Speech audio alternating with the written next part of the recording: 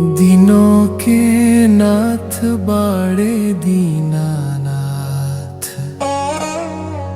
छठ मैया अखियन के ज्योति, सूरज देव की सहोती हो। जन्म जन्म के रखवैया, सुख समृद्धि देवे छठी मैया। कमल आसन पे विराज मैया, अजूरी भर अर्घ लाऊं। संतान की रक्षा करी हस मैया, नेह के दीप जलूं। छठ मैया अखियन के ज्योति, सूरज देव के सहोती हो। जन्म जन्म के रखवैया, सुख समृद्धि देवे छठी मैया।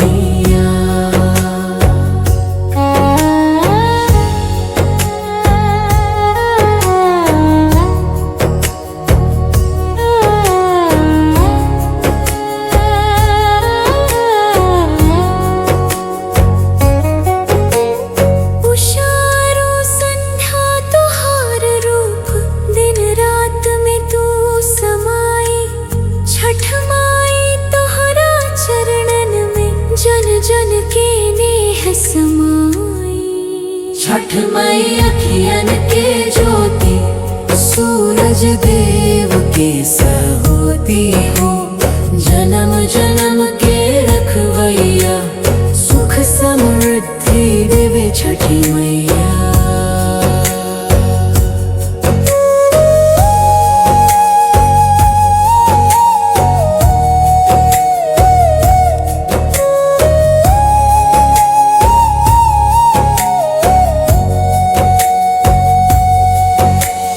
घाट पे गूंजे जय जयकार, अर्घ दे जल में खड़ा। सुखे मन में हर्ष बंधे सूरज, संग पूजस छठ मैया।